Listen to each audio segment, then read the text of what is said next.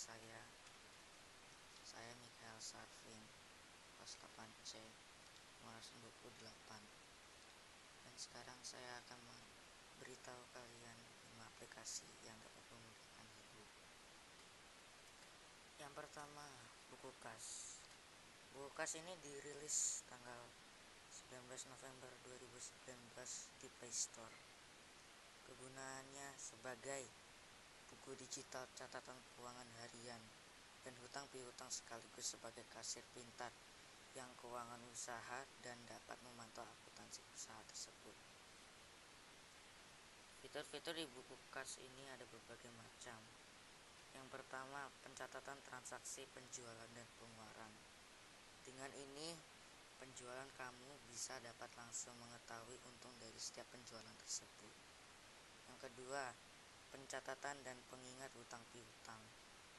Di sini kita bisa memberitahu dan kita juga bisa mencatat hutang piutang dari para retailer, para reseller atau para pelanggan kita. Kita juga bisa mengatur pengingat penagihan dari pelanggan-pelanggan tersebut yang berhutang kepada kita.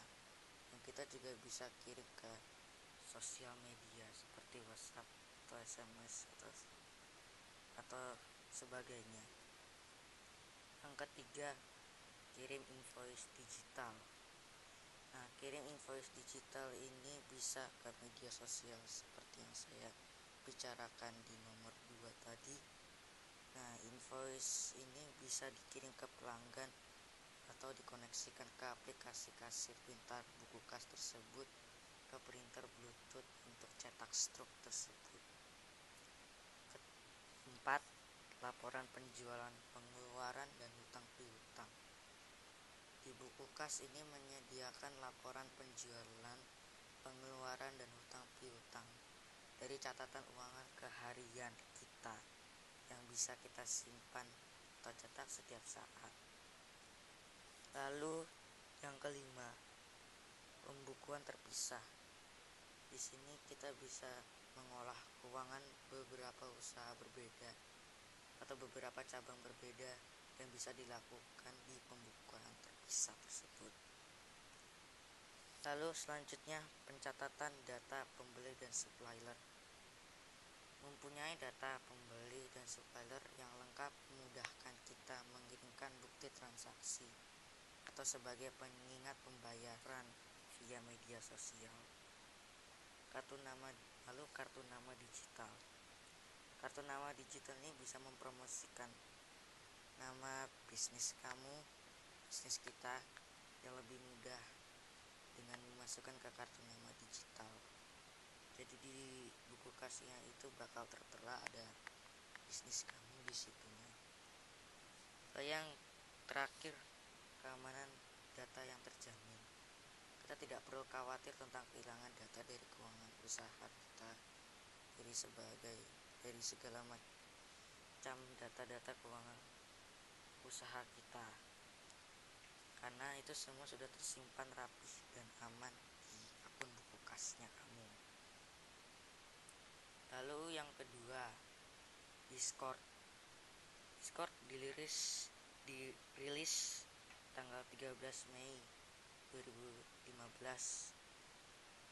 Kegunaannya untuk tempat untuk mengobrol melalui chat, video, atau bergaul dengan komunitas atau teman. Fitur-fitur Discord ini walaupun sedikit tapi memiliki subdivisi yang banyak. Yang pertama itu buat tempat khusus undangan atau invite only untuk berbicara. Nah, di sini kalian bisa membuat seperti grup chat yang teratur dan memiliki banyak ruang untuk berbicara. Jadi seperti kayak WhatsApp, dan bisa membagikan konten-konten apa saja yang di dalam grup chat tersebut. Lalu yang kedua, dekat dengan teks, suara, dan video. Di sini Discord menyediakan fitur seperti video chat, atau voice chat. Misalkan kita sedang bermain atau sebagainya dengan bersama-sama, kita biasanya mendiskusikan atau berbicara di Discord tersebut. Dan di sini juga ada fitur video chat kayak seperti Zoom. Jadi Discord ini seperti gabungan antara WhatsApp sama Zoom. Lalu yang terakhir, untuk beberapa atau fandom, di sini kita bisa atur khusus tingkat izin dalam pengelompokan teman-teman kita, dalam mengatur grup-grup kita seperti grup-grup sekolah atau grup-grup lainnya. Lalu di sini kita juga bisa menjadi sebagai moderator untuk mengatur grup dari Discord tersebut, tentang grup dari Discord tersebut. Lalu yang ketiga, Nox Security. Nox Security dirilis tanggal 1 Maret 2019 di Play Store juga. Kegunaannya sebagai antivirus ponsel, maximum security atau max security. Di sini juga bisa membersihkan virus lebih bagus dan membersihkan sampah aplikasi. Fitur-fitur Nox Security. Nah, di sini fiturnya juga banyak. Yang pertama itu perlindungan real time.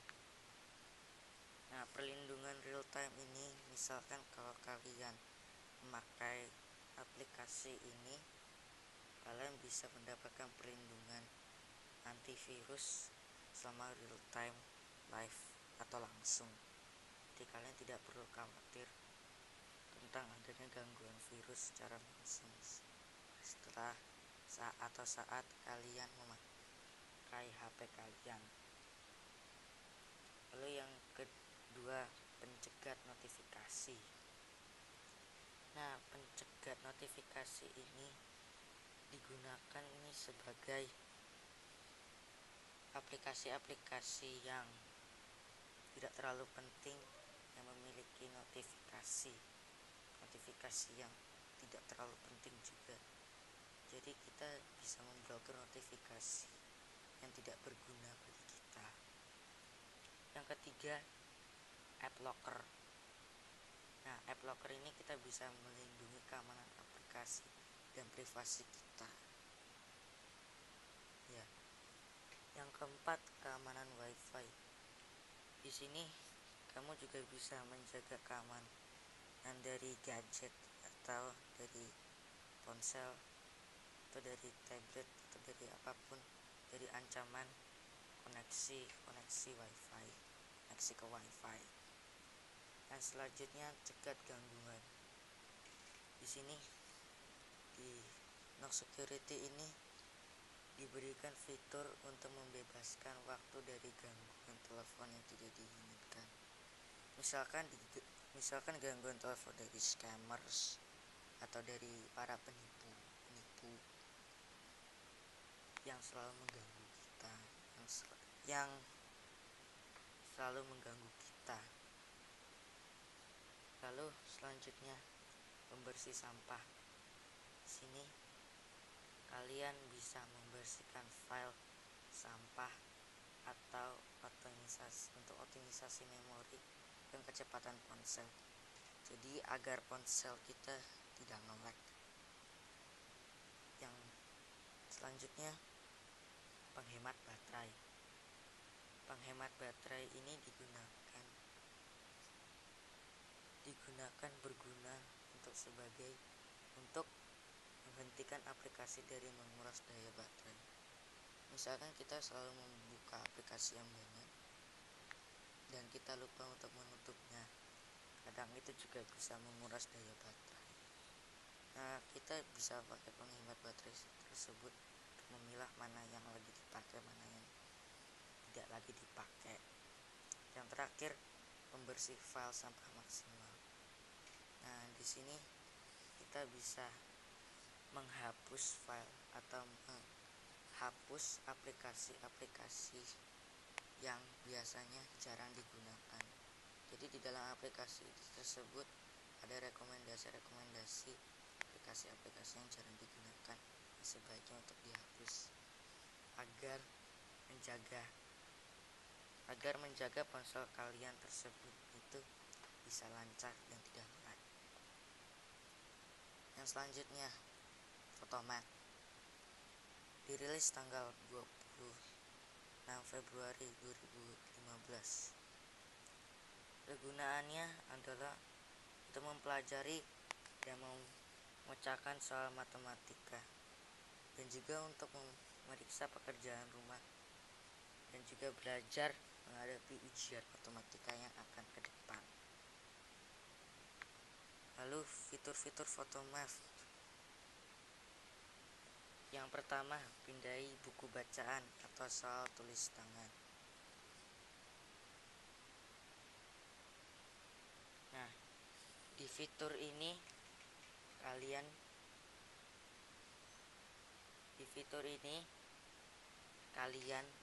itu bisa mengescan atau memindai soal-soal tulisan tangan, atau kalian juga bisa tulis soal tersebut untuk diberikan jawabannya dan juga diberikan penjelasannya seperti yang ada di nomor 3 tersebut.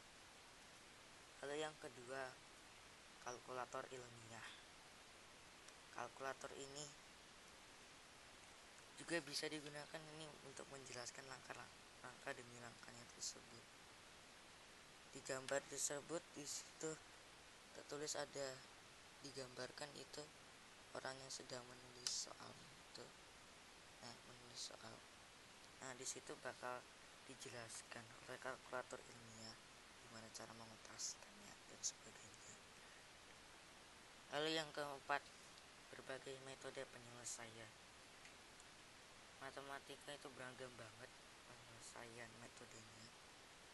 Kadang itu tidak sesuai apa yang dituliskan, tapi bisa seperti yang lain, seperti luas permukaan kayak prisma segitiga, atau seperti teorema Pythagoras. Di situ penyelesaiannya banyak banget, dan juga ya topik-topik mata pelajaran matematikanya itu banyak. Berarti metode penyelesaiannya itu pun juga banyak. Lalu yang terakhir, tidak perlu koneksi internet untuk mendukung 30 lebih bahasa. Kadang-kadang ini kita bisa dapat soal matematika dari bahasa lain, begitupun walaupun kita lagi belajar di international school atau apa, biasanya soalnya itu juga dari bahasa-bahasa lain. Nah, di sini kalian tidak perlu koneksi internet untuk mengkoneksikan atau mentranslatekan atau memberikan dukungan dari bahasa-bahasa tersebut. Jadi tidak perlu internet untuk menjawab soal-soal dari bahasa lain. Lalu yang terakhir, Dictionary dirilis tanggal 24 Maret 2016. Kegunaannya untuk menerjemahkan bahasa Inggris dan bahasa-bahasa lain dengan cepat.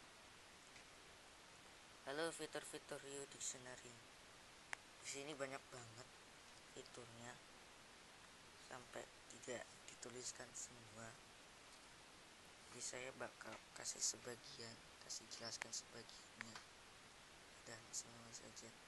Yang pertama, kamus Oxford resmi. Jadi di dalam aplikasi ini cara pentranslate bahasanya ini menggunakan kamus Oxford dalam 12 bahasa, dan juga belajar bahasa Inggris dengan sejumlah besar definisi kata otoritatif. dari contoh kalimat. Jadi itu kalian tidak perlu khawatir tentang translatean yang salah atau translatean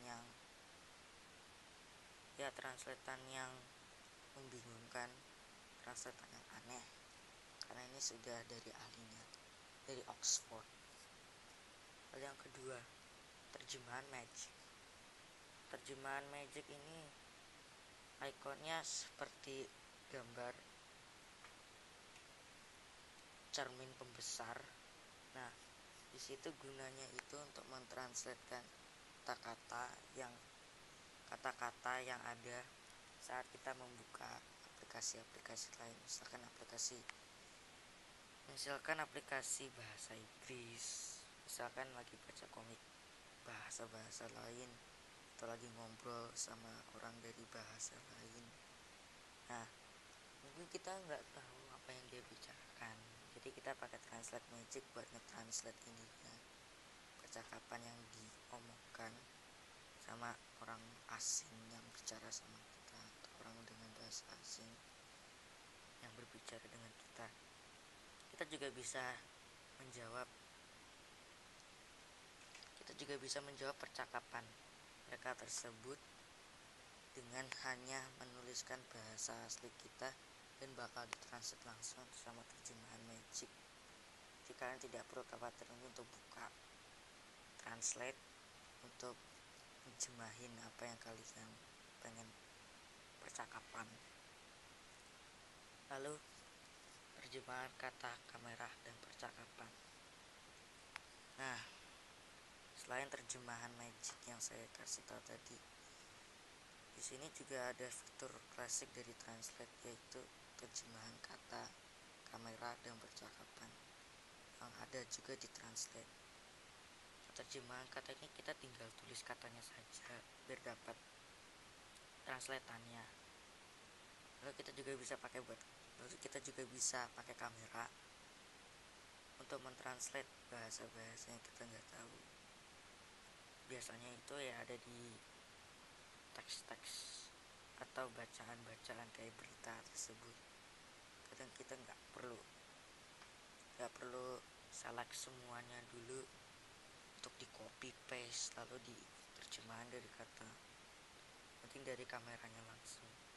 Dan dari percakapan, nah percakapan yang dimaksud ini percakapan secara langsung, jadi bisa bercakap secara langsung pakai mikrofon kamera kita, jadi bisa langsung terdeteksi kita lagi ngomong bahasa pakai apa, untuk translate ke bahasa apa untuk orang mana ya, kita bisa begitu. Lalu yang keempat, cek tata bahasa. Kita juga bisa periksa teks bahasa Inggris atau perbaiki kesalahan-kesalahan kita. Misalkan kita lagi ngerjakan tugas bahasa Inggris, ada grammar yang salah, nah ini bisa dicek tata bahasanya. Lalu selanjutnya, terjemahan cepat. Dapatkan arti dari kolom notifikasi tanpa harus membuka dictionary. Sama kayak terjemahan magic, sama juga caranya yang saya jelaskan tadi, saya tidak perlu jelasin lagi. Selanjutnya, kata-kataku. Tandai kata-kata penting dalam folder yang berbeda, review kembali kataku. Nah, ini kita bisa translate dan juga simpan pembacaan atau teks, tulisan, atau berita atau apapun dalam bahasa apapun itu kita bisa simpan, kita bisa translate, kita bisa simpan. Siapa tahu untuk riset, siapa tahu untuk baca lagi, siapa tahu untuk di translate ke bahasa Indonesia untuk disebarkan luas lagi. Ya, kita bisa simpan kata-kata penting atau kalimat-kalimatnya di folder-folder file tersebut. Lalu kamus dan terjemahan offline. Di sini juga berguna. Jadi kita tinggal download bahasa yang kita sering atau kita ingin pakai, lalu kita download secara offline. Nah, di situ jika kalian menulis tulisan, jika kita mentranslate tulisan ke bahasa tersebut, bahasa itu bakal kesimpan ke offline. Jadi kalian tidak perlu mencari translatannya itu tanpa perlu menunggu internet. Kadang internet bisa lemot, jadi kita mesti sabar untuk menunggu translatannya muncul. Padahal sebenarnya kita juga udah pernah translate itu, tapi kadang lupa gitu loh. Lalu kata lada layar kunci. Di aplikasi ini bisa menampil, jika kita mendownload aplikasi ini bisa menampilkan kata-kata yang kamu pilih di layar kunci. Ini kurang yakin sih maksudnya saya apa. Saya bingung juga maksudnya apa. Tapi mungkin menurut saya itu di layar kuncinya itu bakal ada tulisan-tulisan bahasa Inggris. Mungkin juga sama terjemahannya, mungkin untuk motivasi, mungkin untuk apa. Saya juga tidak tahu. Saya juga kurang tahu. Yang terakhir, cara pelafalan yang sempurna. Di sini kita bisa tahu cara pelafalan sempurna dari bahasa yang kita translatekan. Jadi kita bisa tahu aksen atau kita bisa tahu gaya bahasa orang-orang yang kita translatekan tersebut, atau orang-orang yang kita ingin bicara, atau orang-orang yang kita ingin tahu bagaimana cara tata bahasa mereka, cara pelafalan bahasa mereka. Misalkan aksen Britania, aksen British itu, atau aksen Amerika, atau aksen dari bahasa lainnya. Ya, itu saja dari saya. Terima kasih yang sudah menonton. Mohon maaf kalau ada kata yang salah atau kata-kata yang salah dalam pengucapan video ini, karena video ini juga di dubbing secara langsung, tidak ada skrip atau apa. Jadi saya juga kebingungan, saya juga sedikit gugup, sedikit bingung untuk ngomong di layar ini ya, tapi tidak apa-apa, maafkan saja jika ada salah kata atau salah kalimat. Saya pamit undur diri.